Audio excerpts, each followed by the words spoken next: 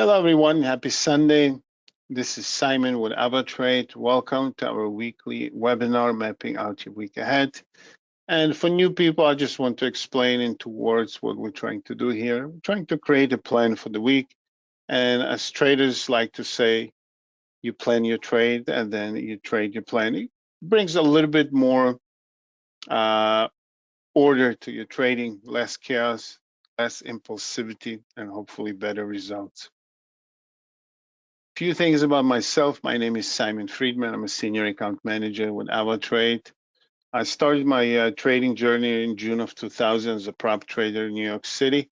I did it for about 11 years, and after that, I moved away from it and I started to mentor and educate others. And I'm very happy I have this great opportunity to be assisting our customers at AvaTrade. So what we do here, we speak about indices, stocks, commodities, Forex.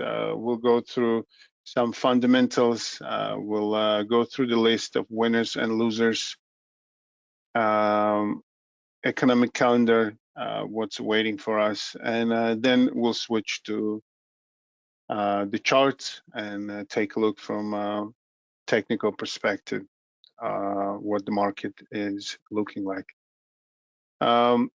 Risk warning, you can find the full statement at avatrade.com website. Everything we do here is purely educational. We do not suggest any trades. We do not give any trading signals. Social media channels, please feel free to follow up with Telegram, Twitter, and YouTube channel. I usually say it's my favorite. You have a lot of information there, including tutorials, educational material, and webinars, including this one. The webinars are being recorded and posted on YouTube. So if you missed the webinar, don't stress. You can find the time that's good for you and just browse through tons of webinars we have, and feel free to watch anytime you'd like. If you are watching this on YouTube, please don't forget to click likes. If you like it, of course, you don't need to fake it. And feel free to share it with people that might benefit from it. And of course, if you have any feedback, questions, just write them down. Okay. So the whole week, especially the end of the week, was all about the tariffs and Feds and the jobs. And that's exactly what affected the market. As you will see later in the charts, Friday, there was a combination of updates on tariffs and, of course, the much lower than expected jobs numbers added. And that created a sell-off in the market that kind of started on Thursday and got more intense on Friday. So here, one of the articles, you can find them, I think, on Barron's.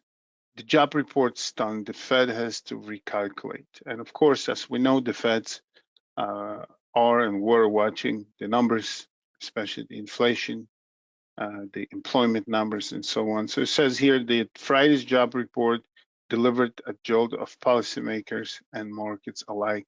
U.S. employers added just 73,000 jobs in July, and more than 250,000 were erased from May and June after revision. So it was a revision and it was lowered. The number was lowered for May and June. The unemployment rate ticked up to 4.2% and labor force shrank for a third straight month.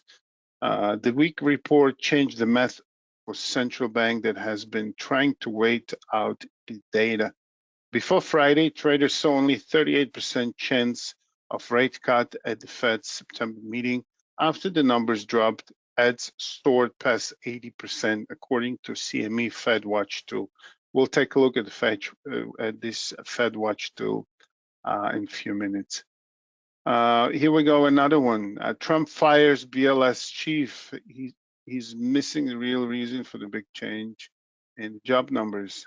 It says right here, President Donald Trump said that he ordered his team to fire Bureau of Labor Statistics Commissioner Erica McEnteffer, accusing her of releasing inaccurate employment data, but swings in the month jobs numbers and subsequent revision are nothing new.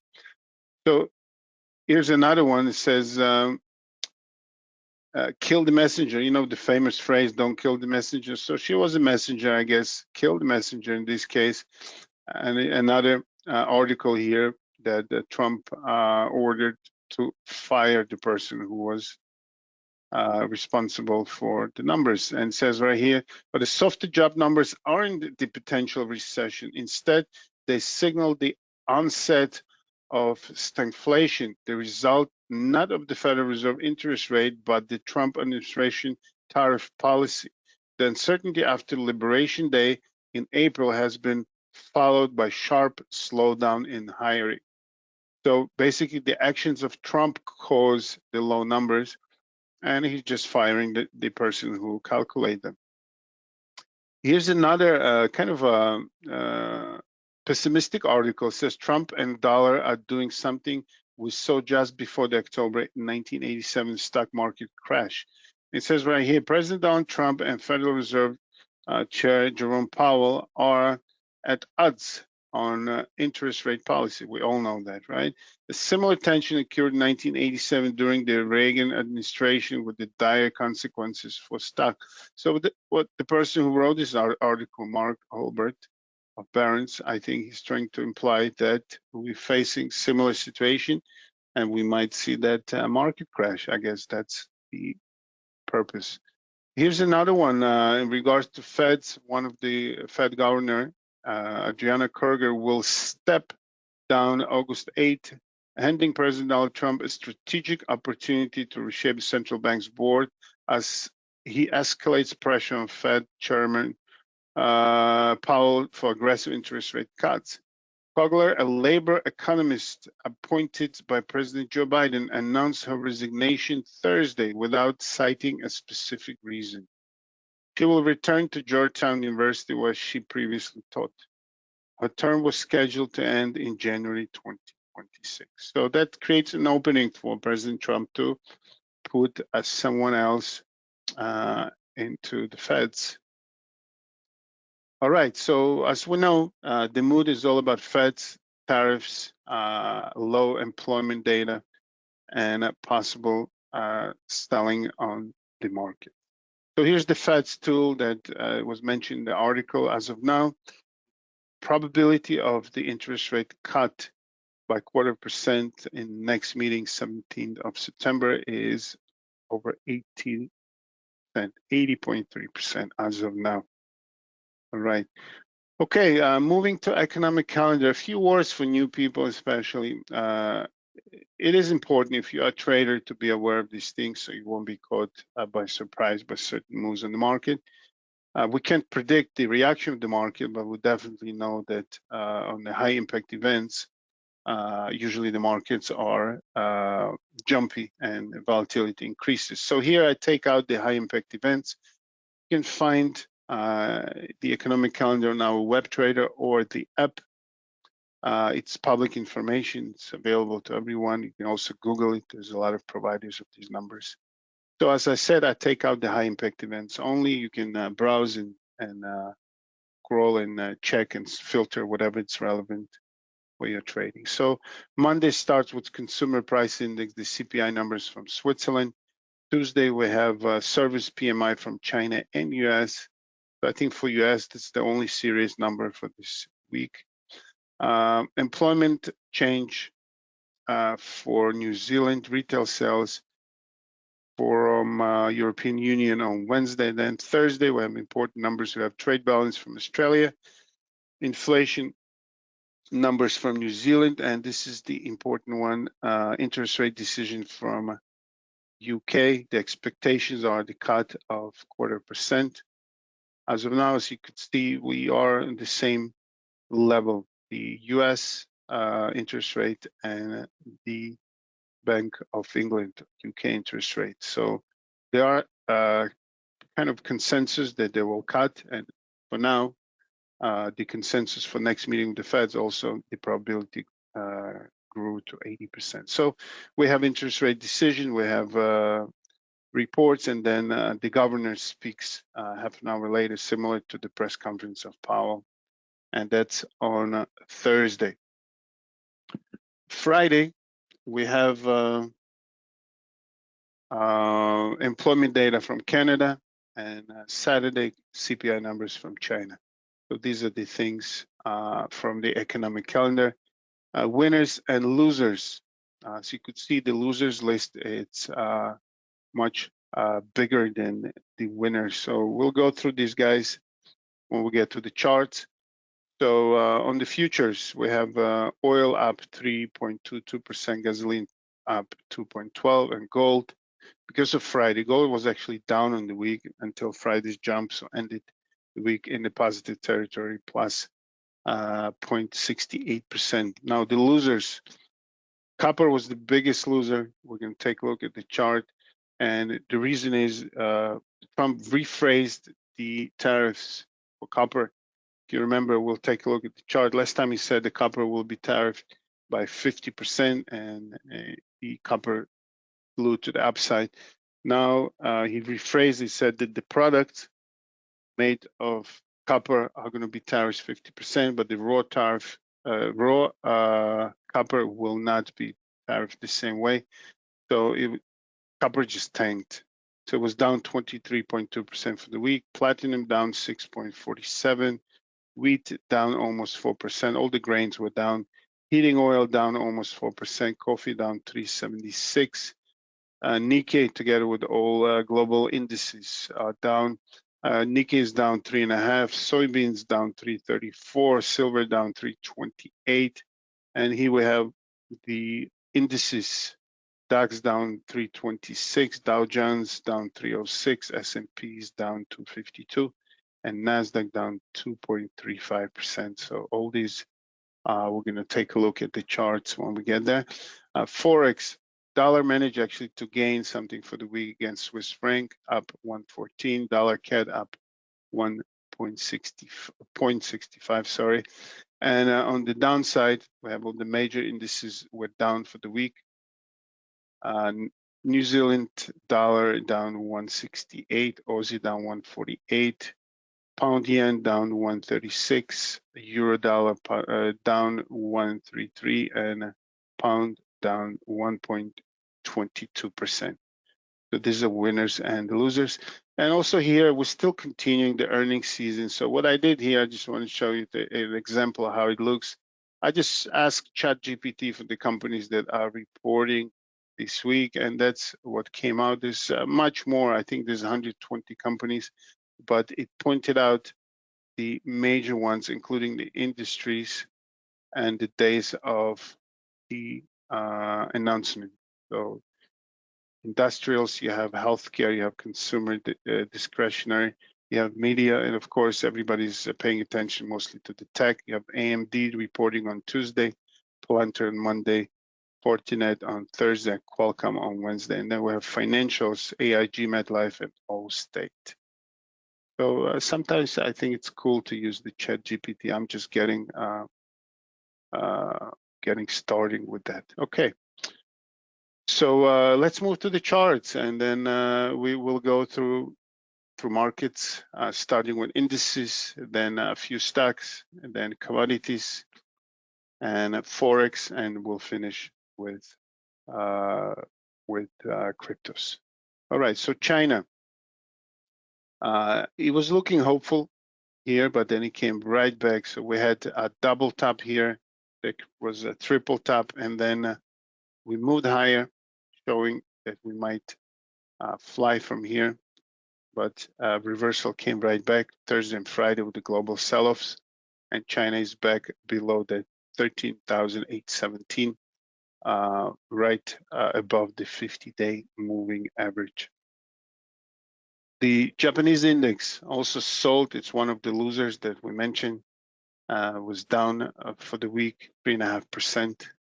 Also had a nice run here. The global markets were running. Also, yen were weak. And then since the peak on the 24th of July, we've been selling. And that's on Japanese index, Nikkei 225. Now, moving to US indices, actually, let's show the DAX. Was a big loser as well. Thursday and Friday. Friday, we broke the 50-day moving average, and continue lower, closing at the lows almost. So DAX was down 3.27% for the week. We are above the 100 moving average here. If we continue, we might be testing that, or the level here around 23,100. That was the previous support before making a higher high. Now moving to US indices, Dow Jones was the biggest loser. You could see here it's only one out of 3 US indices that actually closed below 50-day moving average here. So we had the whole week moving lower, unlike the other indices. They had some positive days, but Dow Jones just kept on sliding, ending up down 3.06%. S&P 500 is holding that previous support. We have a double bottom here, and it is above the 50-day moving average. 2 consecutive days. Let's see if we continue holding this 62.39 level. If not, we might break lower, test the 50-day moving average, or might be even lower with all the pessimistic mood on the market. So that's S&Ps. Nasdaq also a similar story. We are holding about above 50-day moving average, and we are holding that previous support. That was kind of a accumulation before moving higher. Now we came back to the bottom of that channel, both S&Ps and Nasdaq. So that's indices. Let's see what index is actually doing well. Maybe they're expecting that cut in their interest rate cut this coming week. Maybe that's priced in, but it didn't really sell. It did go down on Friday, but recovered nicely. So out of all the indices, the UK is holding pretty good there. So that's as far as indices. Now we had some stocks reporting last week. We had Amazon and Apple. They had good reports, but on Friday with the whole market, both Apple and Amazon gapped down and continued lower.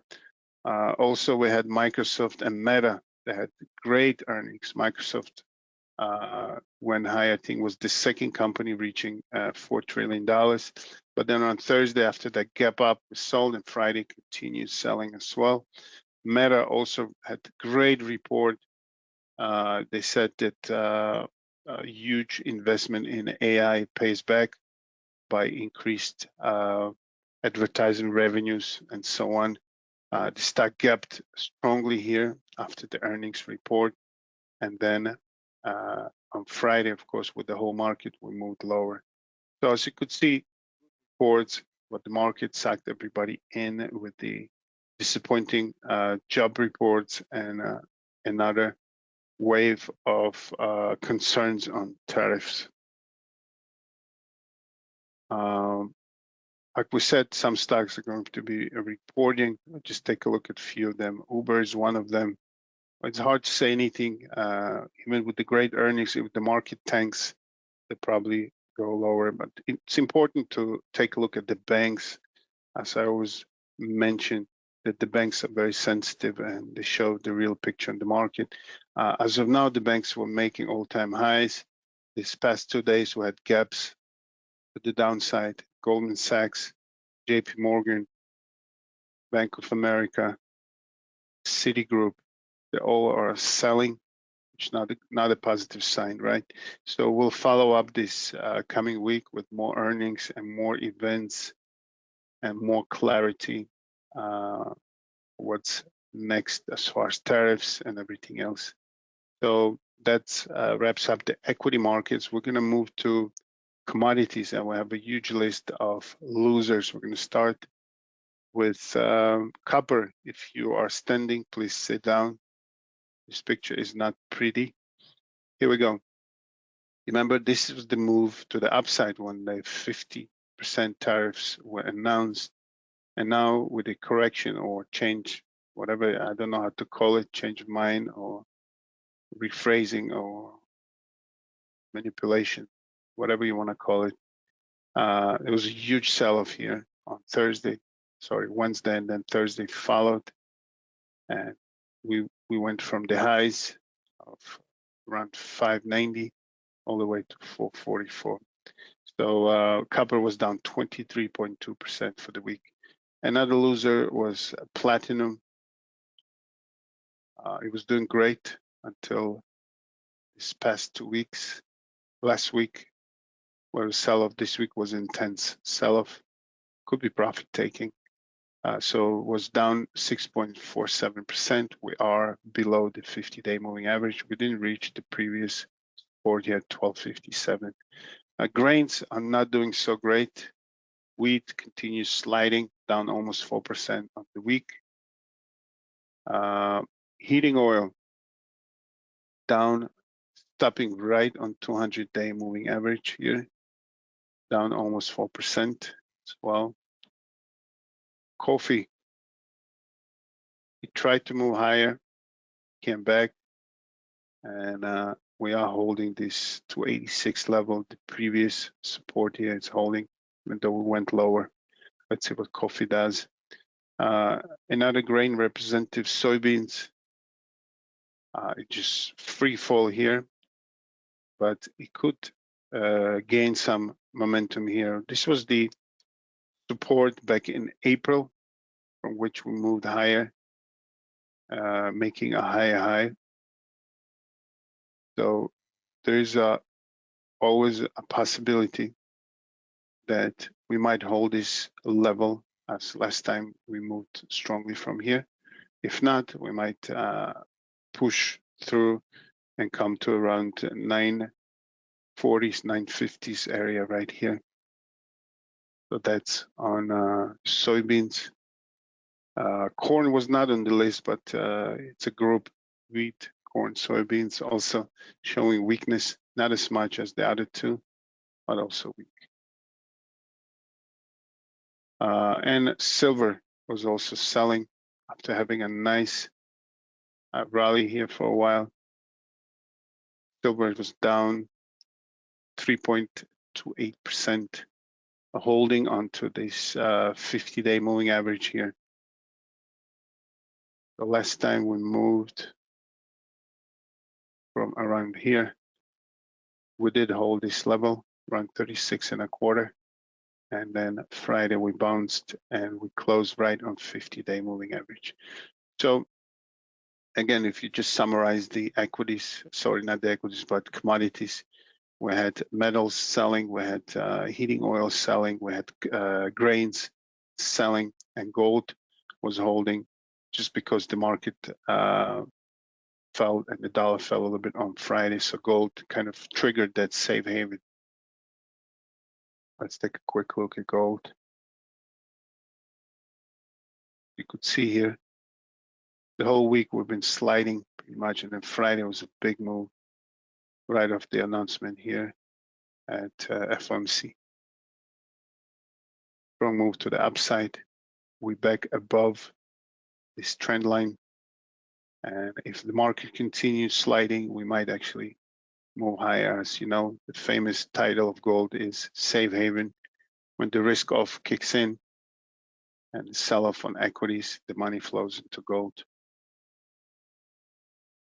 That's it with commodities. We'll move to Forex, and we'll start with the dollar index as usual. Dollar was doing great. We just broke through the 50-day moving average. We were testing 100 moving average, and then NFPs just pushed the dollar lower. The previous 2 days were erased on Friday, still up for the week. Dollar Swiss is on the list of winners, up 1.14%, sitting right on 50-day moving average. Dollar CAD as well had a nice move to the upside, Friday sell-off. And then the losers, starting with New Zealand dollar, was the biggest loser among majors, down 1.68%. We are between 100 and the 200 moving average. We are, looks like it, making a lower lows and lower highs. That's not a positive sign here. So let's see what's next. We bring it up again, or should we break it down and test the 200 moving average? We'll find out soon. Also, the weakness of China is not helping both New Zealand and Australian dollar. As we know, there's a lot of correlation there. As we saw, China markets being selling, and that affects also the currencies, the called commodity currencies, the two countries that send a lot of goods to China. As China economy slows down, it affects these two currencies. Another one is Australian dollar, also down 1.48% for the week. It's been selling the whole week. Friday, a little bit of a bounce, sitting right on a 100-day moving average here. Pound yen. Let's see if I can find it. I always have an issue with it. Here we go. Pound yen dropped. It's all about the yen. Yen had a nice move to the upside right here against the dollar, against all the currencies across the board. It just kicked in. I guess that safe haven kicked in as well. So huge move on yen. Of course, it affected the pound yen as well. As we see, it was the biggest loser here, down 1.36%. It just went through the 50-day moving average right down. Both euro and pound were down for the week against the US dollar. Here comes euro dollar. It was at a pretty nice sell-off until Friday. So it did recover. Half of it still ended up being down 1.33%. And pound dollar as well was selling the whole week, and Friday bounce still left it negative for the week, down 1.22% on a pound dollar. Let's see what USD ZAR is doing. Dollar was doing strongly against the ZAR. We did hit the 200 moving average, and then dollar pretty much on Friday, dollar sold. That job data, the NFPs, really pushed the dollar lower together with the equity market. So across the board, dollar was weak. As you can see, again, some currencies ended up positive on the week, but not so much. All right, let's take a quick look at cryptos as promised. Cryptos also sold with the market. It was consolidation here after making the highs on the 14th of July. We went as high as 123,000.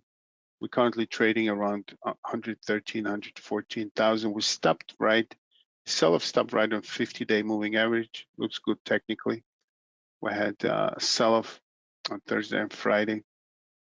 And now we're trying to recover here. XRP after this huge rally, and then it was a correction.